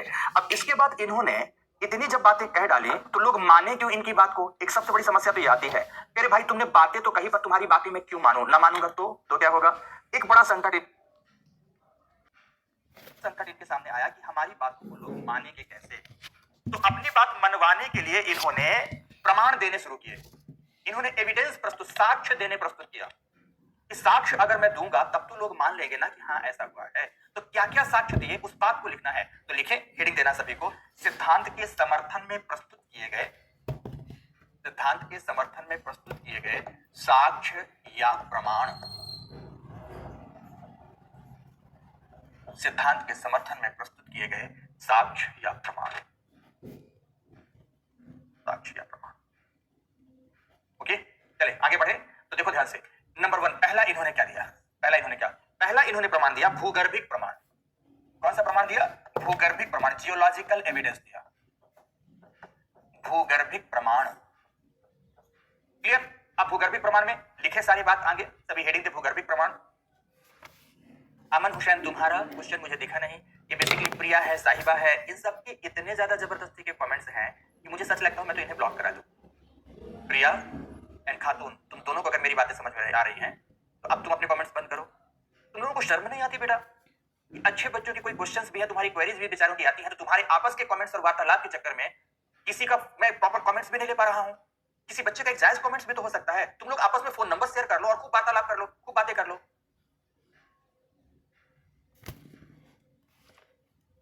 सच बताऊं तो इस लेवल पर आकर यूपीएससी की कक्षाओं में ये तमाम चीजें शोभा नहीं देती हैं कि शिक्षक डांटे और आप लोग एकदम शर्महीन हो गए हो। अरे बच्चों के कमेंट्स तो लेने दो जायज यार। तुम लोग इतना कमेंट्स आपस में वार्तालाप कर रहे हो, उनके जायज कमेंट्स नहीं आ पा रहे हैं, टीचर देख नहीं पा रहा है। ये कमेंट्स स्क्रीन केवल इसलिए बनाई गई है कि बच्चे अपनी प्रॉब्लम शेयर करें, ना कि आप लोग अपनी आपस की गपबाजियां यहां पर करें। थोड़ी सी अगर समझ है, थोड़ी सी अगर चीजें हैं समझ के स्तर पर, कम से कम इन चीजों का ख्याल रखें। ज्यादा ही समझदार है तो क्लास बिल्कुल मत ज्वाइन करें। उन तमाम बच्चों को पढ़ने दे, उनके कमेंट्स को पढ़ने दे जिनको जायज समस्या आती है। बेचारा बच्चा कुछ किया, कमेंट्स कुछ अपनी प्रॉब्लम शेयर कर रहा है, उसकी प्रॉब्लम दिखाई नहीं दे रही, आपकी कमेंट्स और वार्तालाप के चक्कर में आगे निकल रही है। आप लोग तो फुर्सत में बैठे हो तो एक को आगे पीछे करके आपस में चैट कर लोगे, पर टीचर को क्लास पढ़ाना है, उसे पढ़ाने की समस्या, उसे पढ़ाने का भी ध्यान रखना है, इस बात का भी ध्यान रखो। कैसी लड़कियां हैं भाई, हद है ये सब चीजें। परी तुम भी बेटा थोड़ा सा ध्यान रखो अपनी चीजों को। चलो इधर आओ, देखते हैं प्रमाण बहुत महत्वपूर्ण है। प्रमाण से सीधे की सीधे यहां पर, सीधा का सीधा यहां पर क्या आया हुआ है? प्रश्न आया हुआ है कि वेगनर महोदय ने अपने सिद्धांत को प्रमाणित करने के लिए जिन साक्ष्यों का सहारा लिया, साक्ष्य इन्हीं को कहते हैं, साक्ष्य प्रमाण, जिन साक्ष्यों का सहारा लिया उनका आलोचनात्मक समीक्षा करें। ये प्रश्न था यूपीएससी का 20 नंबर में, सीधा सीधा प्रश्न था और आप उसी को पढ़ने जा रहे हैं। तो भूगर्भिक प्रमाण में सबसे पहला प्रमाण आता है, ध्यान रखना, सबसे पहला प्रमाण आता है जिग्साफिट। अब आप कहोगे ये सब क्या है? ये जर्मन भाषा का शब्द है। जर्मन भाषा के शब्द के जिग्साफिट का मतलब होता है टेढ़ा मेढ़ा सेट हो जाना, जिसको हम लोग जिगजैग कहते हैं ना, जिगजैग सेट हो जाना, पर आपस में सेट हो जाना। बेसिकली था क्या, इस बात को भी समझो, जिग्साफिट क्या है। इन्होंने क्या कहा कि अगर आज जितने भी महाद्वीपीय खंड प्राप्त होते हैं, जितने भी आज के महाद्वीपीय खंड हैं, अगर उन महाद्वीपीय खंड को उठा उठाकर एक दूसरे से जोड़ा जाए तो अद्भुत रूप से वो एक दूसरे से संयुक्त हो रहे हैं, अद्भुत रूप से वो एक दूसरे से संयुक्त हो रहे हैं। उनका संयुक्त होना इस बात की कहानी कहता है कि कभी वह एक कालखंड विशेष में आपस में एक साथ जरूर जुड़े रहे होंगे। कैसे? जिग्साफिट में आपको उदाहरण से बताता हूं। जैसे मान लो यहां मैं आपको दिखाऊं, दिस वन, ये दक्षिण अमेरिका है, सपोज ये दक्षिण अमेरिका है। अफ्रीका को उठाया और अफ्रीका को यहां सेट कर दिया, तो ये अफ्रीका सेट हो गया दोस्तों, ये अफ्रीका है। अंटार्कटिका को यहां सेट कर सकते हैं, ये अंटार्कटिका है। भारतीय प्रायद्वीप को उठाकर यहां सेट कर सकते हैं, ये भारतीय प्रायद्वीप है। यहीं पर मेडागास्कर सेट हो जाता है, यहां पर ऑस्ट्रेलिया सेट होता है दोस्तों, ये ऑस्ट्रेलिया सेट हो जाता है। तो देखो आप, ये साउथ अमेरिका हो गया, ये अफ्रीका हो गया, ये अंटार्कटिका हो गया, ये ऑस्ट्रेलिया हो गया, ये इंडिया हो गया, और यहीं पर भारतीय सॉरी यहीं पर अरेबियन पेनिनसुला का हिस्सा जुड़ जाता है, अरेबियन पेनिनसुला का हिस्सा जुड़ जाता है। तो कुल मिलाकर इन्होंने ये दिखाया कि ये गोंडवाना, ये सारे के सारे खंड किसके हैं? गोंडवाना लैंड के हैं। गोंडवाना लैंड के सभी खंडों को उठाकर अगर आपस में जोड़ा जाए तो आज भी अद्भुत रूप से जुड़ जाते हैं, अद्भुत रूप से जुड़ते हैं। पहला बात तो ये, दूसरा बात बोलते हैं इसी तरह से अगर उत्तर अमेरिका और यूरेशिया को जोड़ा जाए तो उत्तर अमेरिका एवं यूरेशिया भी आपस में संयुक्त हो जाते हैं। इनके संयुक्त होने की प्रक्रिया को जिग्साफिट कहते हैं, और ये फिट होना कहते हैं, एक केवल संयोग नहीं है। कहानी सुनाते हैं इसके लिए कि मान लो, चलो यहाँ पर एक ये पड़ा हुआ है, एक पड़ा हुआ है नोटपैड, इसका एक पेज फाड़ लेता हूँ और इस पेज के माध्यम से आपको मैं कुछ बातें समझाता हूँ। मान लो कि एक पेज है किसी का, ये होगा कुछ भी लिखा, पता नहीं जो भी लिखा है ना। इन्होंने एक बड़ी अच्छी इसके लिए भी कहानी गढ़ी और समझाने का प्रयास किया। समझाने का प्रयास कैसे? चलो मैं उसको थोड़ा सा और आपके लिए रुचिकर बना देता हूं। मान लो ये आपके लिए उन्होंने एक प्रेम पत्र भेजा है, समझना दोस्तों ध्यान से। माना कि वेगनर प्रेम पत्र नहीं बोले, प्रेम पत्र मैं बोल रहा हूं तो आपका इंटरेस्ट ठीक से बन जाए, इसलिए मैं जानता हूं ना बदमाशो आपको। माना कि ये उन्होंने आपके लिए एक बढ़िया सा दोनों तरफ लिखा हुआ एक प्रेम पत्र भेजा। प्रेम पत्र डाकिया लेकर आया और दरवाजे में ही आपके घर का तानाशाह, मतलब आपके पिताजी मिल गए। उन्होंने डाकिया से बोला, क्या है मुझे दिखाओ। डाकिया दिखाया उन्हें और उन्होंने आपके प्रेम पत्र को खोला और प्रेम पत्र को मुस्कुराते हुए पढ़ा। पर मुस्कुराते हुए पढ़ा तो लेकिन आपको तो नहीं देंगे।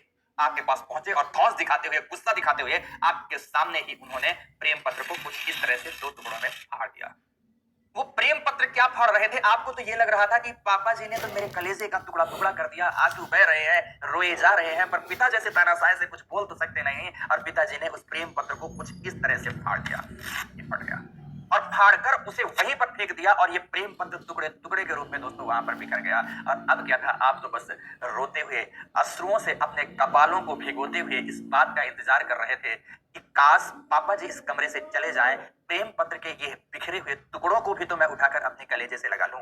पापा जी थोड़ी देर बाद डांटते हुए, मम्मी से भी कहते हुए, तेरा बेटा या तेरी बेटी बर्बाद हो चुके हैं, इनको कल से पढ़ने लिखने नहीं भेजना है, ये सब कुछ नहीं कर रहे हैं, केवल बदमाशियां कर रहे हैं और ये कल से केवल इनका सब कुछ बंद, ये घर में रहेंगे और अगले वर्ष इनकी शादी कर, अभी ठंडियों में ही इनकी शादी कर दी जाएगी। अरे आपको कहां शादी की बात सोच रही थी? आपको ये पत्र तो देख रहा था। पापा जी थोड़ी देर बाद गुस्सा करते हैं, घर से निकले। आप उठे, प्रेम पत्र की कहानी नहीं, कहानी जिक्सा फिट के ध्यान से सुनना। आप उठे और उठकर इन कागज के छोटे छोटे टुकड़ों को आपने संजोया और संजोकर, ध्यान से संजोकर, फिर से अश्रु तो अभी भी बह रहे हैं, संजोकर इन टुकड़ों को एक साथ किसी भी स्थिति में इकट्ठा करने की कोशिश कर रहे हैं और कुछ इस तरह से इन्हें जोड़ जोड़कर, जो टूटे हुए अलग अलग टुकड़े पड़े थे, इन्हें जोड़ जोड़कर कुछ इस तरह से उस प्रेम पत्र को फिर से पढ़ने की कोशिश कर रहे हैं। दोस्तों बड़े मजे की बात आपको बताऊं, बड़े मजे की बात बताऊं, जब आपने इन टुकड़ों को जोड़ा और टुकड़ों को जोड़कर उस प्रेम पत्र को पुनः उसका पुराना स्वरूप दिया, तो वेगनर क्या कहते हैं? वेगनर के आप शब्द सुनो, वेगनर कहते हैं यह अखबार, प्रेम पत्र की जगह क्या बोलते हैं? यह अखबार के फाड़कर फेंके गए टुकड़े के भांति है।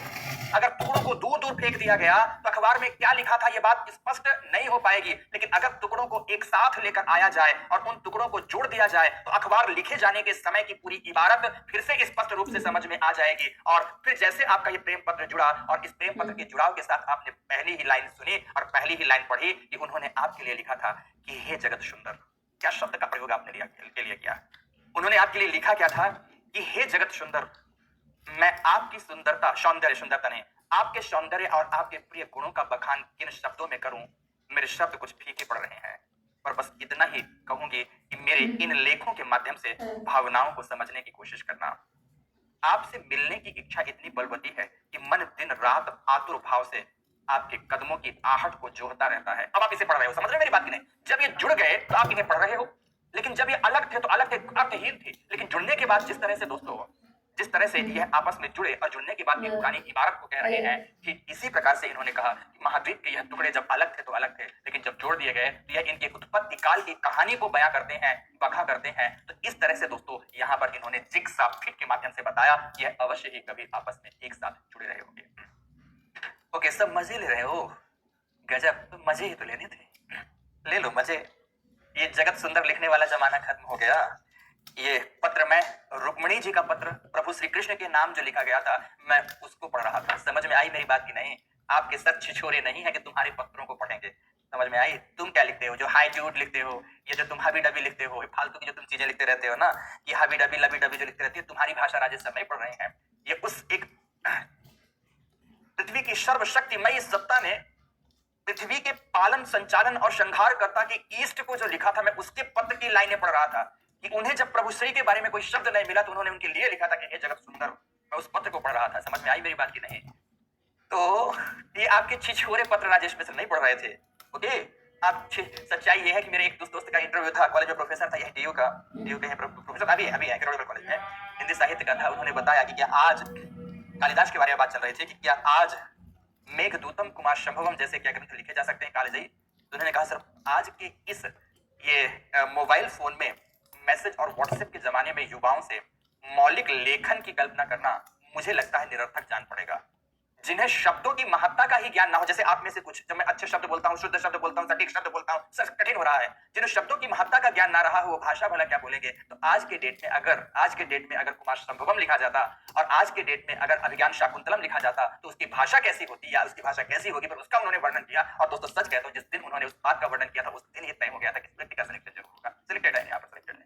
2007-8 के आसपास की बात कर रहा हूँ, जो वैकेंसी मतलब आई थी, उस समय पर उनका सिलेक्शन हुआ था। और हम लोग उनको ठाकुर साहब के नाम से बोलते हैं, अपने इधर के लोग हैं तो। और बड़े मस्त हैं, बड़े जॉली मूड के लोग हैं, बड़े जॉली मूड के व्यक्ति हैं। यही हमारे पास ही रहते हैं, एसएफएस फ्लैट्स में। मुखर्जी नगर में, पर मस्त है। तो दोस्तों भाषा का ज्ञान आदमी को अगर नहीं है तो आप अपनी अभिव्यक्तियां कैसे करोगे? अब आते हैं यहाँ पर भाषा और अभिव्यक्ति के साथ। तो जिग्सा फिट की बात ये थी, तो लिखो जिग्सा फिट में पहली बात, जिग्सा फिट में पहली बात सभी के सभी लिखेंगे, ध्यान से लिखो। यदि गोंडवाना लैंड एवं अंगारा लैंड, यदि गोंडवाना लैंड, गोंडवाना लैंड एवं अंगारा लैंड के सभी हिस्सों को एक साथ संयुक्त किया जाए,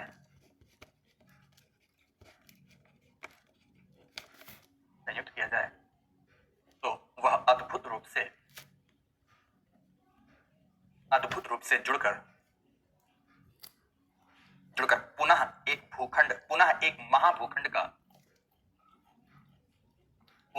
महाभूखंड का निर्माण करते हैं। यह महज एक संयोग नहीं बल्कि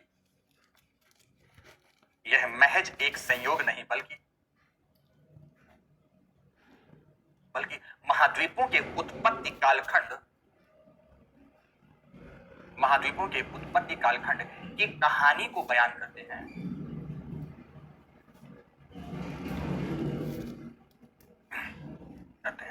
पूर्ण विराम। पहली बात ये हुई। अब दूसरी बात आओ, सेकंड पॉइंट इसमें है, भूगर्भिक प्रमाण के अंतर्गत सेकंड पॉइंट में आएंगे, सभी है ध्यान से। अब ध्यान से कुछ बातें समझना है। अब कुछ बातें दूसरे चित्र के माध्यम से समझाता हूं। जैसे मान लो यहां पर मैंने बनाया north America, suppose this one is north America. यहां बनाया हमने ग्रीनलैंड, यहां हमने बनाया यूरोप, यहां हमने बनाया ब्रिटिश द्वीप समूह, स्कॉटलैंड आदि। अब बहुत अच्छे से नोटिस करना, बेसिकली दोस्तों यहां एक न्यू इंग्लैंड रेंज पाई जाती है, यहां ग्रीनलैंड रेंज पाई जाती है, यहां स्कॉटलैंड रेंज पाई जाती है, और यहां स्कैंडिनेवियन रेंज पाई जाती है। ये श्रेणियां हैं। इन सभी पर्वत श्रेणियों की उत्पत्ति मतलब आयु एवं संरचना का मतलब जिन पदार्थों से बनी है, इन सभी पर्वत श्रेणियों की आयु एवं संरचना समान है दोस्तों, संरचना समान है। और ये समानता इस बात को बताती है कि एक कालखंड विशेष में यह सभी के सभी खंड एक दूसरे से अलग नहीं रहे होंगे, बल्कि जुड़े रहे होंगे। और जुड़े तो थे, लेकिन जैसे जैसे महाद्वीप टूटकर अलग होते गए, आज ये अलग अलग श्रेणी के रूप में दिखाई दे रहे हैं, अलग श्रेणी के रूप में दिखाई दे रहे हैं, आज वैसे प्राप्त नहीं होते हैं। तो लिखो सभी के सभी, लिखे दूसरे बिंदु के रूप में, उत्तर अमेरिका के न्यू इंग्लैंड श्रेणी से लेकर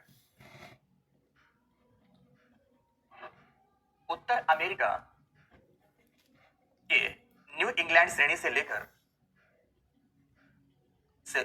ग्रीनलैंड, स्कॉटलैंड एवं स्कैंडिनेवियन रेंज, ग्रीनलैंड, स्कॉटलैंड एवं स्कैंडिनेवियन रेंज की आयु एवं संरचना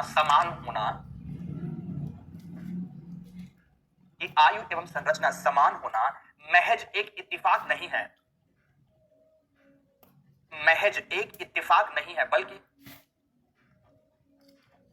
बल्कि उत्पत्ति कालखंड में इन सभी भूखंडों के आपस में जुड़े होने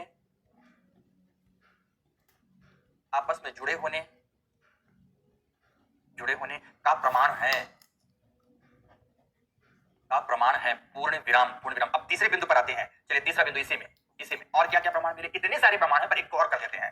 देखो यहां पर दोस्तों, ये बेसिकली दक्षिण अमेरिका का बोरबोरेमा पठार, और बोरबोरेमा पठार के बाद ये गुयाना उच्च भूमि है, बोरबोरेमा पठार और गुयाना उच्च भूमि है, और ये गिनी का तट है।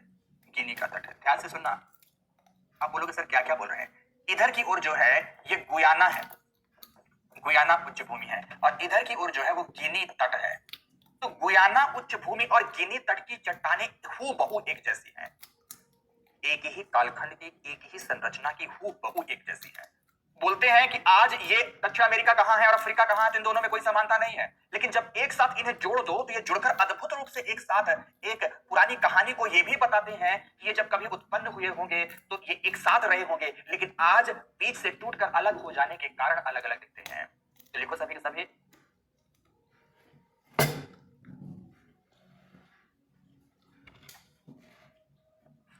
लिखो सभी के सभी, ध्यान से लिखो। दक्षिण अमेरिका की गुयाना उच्च भूमि, दक्षिण अमेरिका के गुयाना उच्च भूमि एवं अफ्रीका के गिनी तट में पाई जाने वाली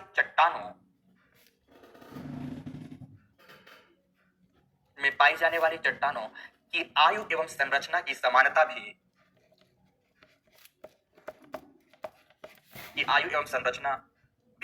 उत्पत्ति काल में दक्षिण अमेरिका एवं अफ्रीका के आपस में जुड़े होने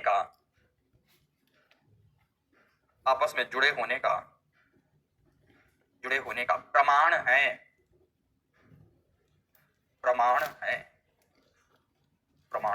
पूर्ण विराम। तो पहला हमने लिखा दिया भूगर्भिक प्रमाण, ठीक है। अब दूसरे नंबर पर मैं लिखाऊंगा, दूसरे नंबर पर सभी के सभी लोग लिखेंगे, दूसरे नंबर पर सेकेंड पॉइंट लिखेंगे पैलियो फॉसिल्स एविडेंस, मतलब पूरा जलवायु लिखा देता हूं पहले, पैलियो क्लाइमेटिक एविडेंस, पूरा जलवायुविक प्रमाण, पूरा जलवायुविक प्रमाण लिखो सभी, पैलियो क्लाइमेटिक एविडेंस। और पूरा जलवायु प्रमाण में वही पुरानी बातें जो पहले आपने लिखा था। नंबर 1, शीतोष्ण कटिबंधों में कोयला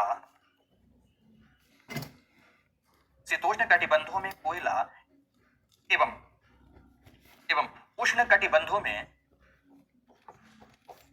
कटिबंधों में हिमानी निक्षेप का पाया जाना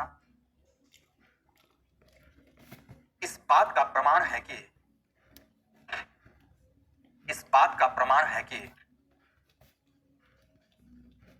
यदि इतना व्यापक पैमाने पर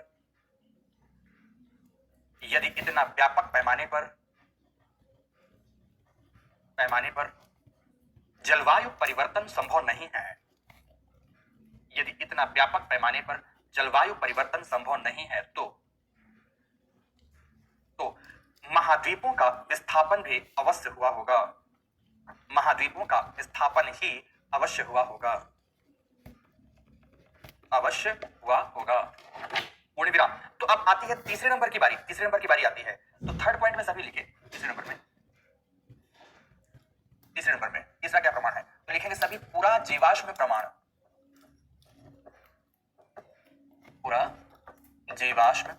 पैलियो फॉसिल्स एविडेंसेस, पूरा जीवाश्म प्रमाण लिखा है। पूरा जीवाश्म प्रमाण में जीवाश्म, पुराने जमाने के जीवाश्म, तो डैश देकर लिखेंगे सभी के सभी। फर्स्ट लिखे या पूरा का पूरा, हाँ लिखो फर्स्ट में लिखना, लिखे गोंडवाना लैंड के सभी हिस्सों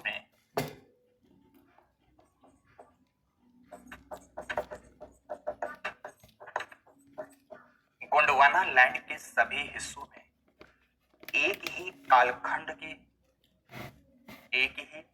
की पुरानी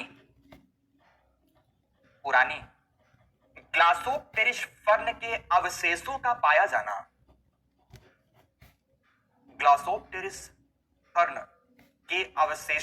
जाना, देखो सभी हिस्से अलग अलग क्षेत्र में है। आज कोई उष्ण कटिबंध में है तो अंटार्कटिका देखो पोल में है, सब अलग अलग जगह है, पर एक ही कालखंड की एक ही प्रकार की घास कैसे हो सकती है अलग अलग कटिबंध में, पर है, इसके प्रमाण है। तो एक ही कालखंड की ग्लासोप्टेरिस फर्न का पाया जाना एवं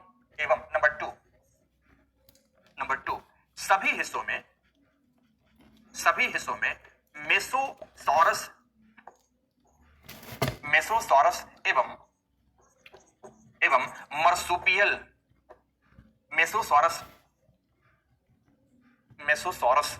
मर्सुपियल अब आज ये जीव ऐसे नहीं है, मर्सुपियल के रूप में एक जीव जरूर है, कंगारू।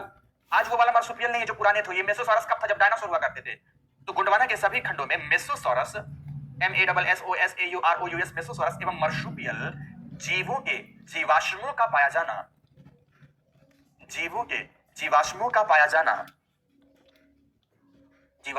जाना भी इस बात का प्रमाण है कि सभी हिस्सों में कैसे हो सकते, जबकि आज सारे हिस्से अलग अलग जगह हैं, कहीं कोई है तो कहीं कोई है, कहीं किसी का कुछ तापमान है तो किसी का कुछ तापमान है, पाया जाना भी इस बात का प्रमाण है कि एक कालखंड विशेष में इसके सभी हिस्से आपस में अवश्य ही जुड़े रहे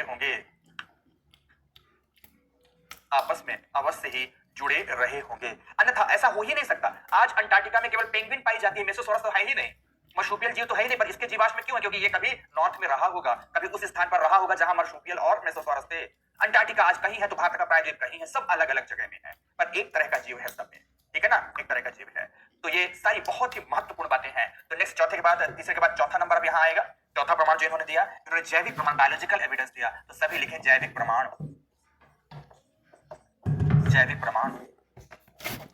अब जैविक प्रमाण में क्या बताया, इस बात को ध्यान से सुनना है। इन्होंने क्या बताया, ठीक है, इन्होंने बताया कि सपोज ये आज का यूरोप है, ठीक है, यहां पर ग्रीनलैंड है, यहां पर ब्रिटिश द्वीप समूह है, ठीक है। बोलते हैं यूरोप के इस भाग में, ये जो है ये पूरा का पूरा नॉर्वे स्वीडन का भाग है, जिसको स्कैंडिनेविया कहते हैं। यहां एक विशेष प्रकार का जीव पाया जाता है जिसका नाम है लेमिंग। इस जीव का नाम है लेमिंग। क्या नाम है दोस्तों इसका? चूहे से बड़ा होता, खरगोश से छोटा होता है, लेमिंग की विशेषता ये शाकाहारी है और समूह में रहता है। शाकाहारी है और कैसा रहता है? समूह में रहता है। अब सुनना ध्यान से, लेमिंग यहां पर स्कैंडिनेविया में रहते हुए स्कैंडिनेविया की मुलायम मुलायम घास को खाता है और जीवन यापन करता है। लेकिन जब यहाँ की घास समाप्त होने लगती है तो घास के समाप्त होते ही ये यहां से माइग्रेट होकर इधर की ओर सागर में तैरना शुरू करता है, पूरे समूह के रूप में तैरना शुरू करता है। तैरता हुआ यह सागर में जाता तो है, पर तैरता तैरता तैरता तैरता थक कर चूर हो जाता है और पूरा का पूरा समूह सागर में डूबकर मर जाता है। कुछ लोगों ने बोला कि यह आत्महत्या करने के लिए सागर में तैरता है।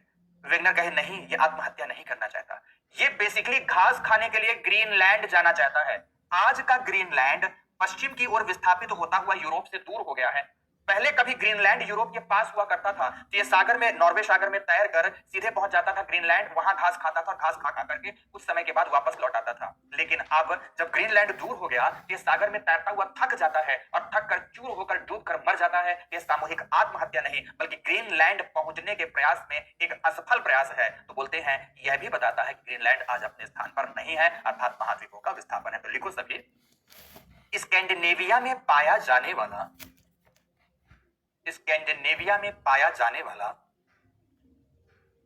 वाला लेमिंग नामक जीव, लेमिंग नामक शाकाहारी जीव जो समूह में रहता है,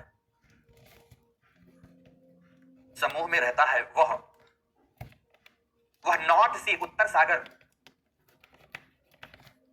सागर में डूबकर सामूहिक आत्महत्या नहीं करता,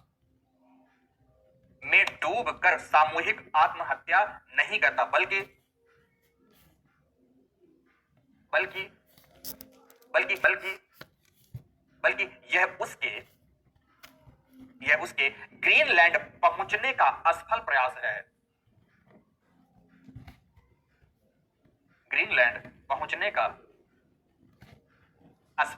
है। पूर्ण विराम।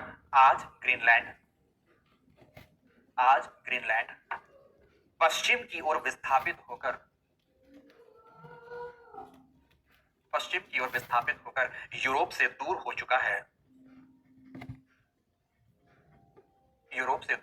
है। इसलिए यह सागर में तैरता हुआ थक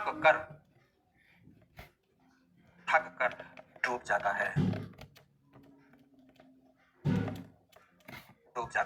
पूर्ण विराम।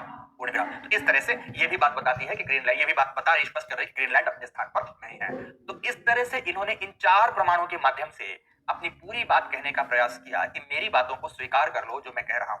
ये ठीक उसी प्रकार से जैसे दोस्तों कोई एक वकील जब अपने क्लाइंट को केस जिताना चाहता है तो अपने केस के समर्थन में कई एविडेंसेस प्रस्तुत करता है और एविडेंस प्रस्तुत करता हुआ जज साहब को संतुष्ट करने की कोशिश करता है। जज साहब, मैंने अपने क्लाइंट के फेवर में इतने प्रमाण प्रस्तुत कर दिए हैं, अब तो मेरी बात मानो सब।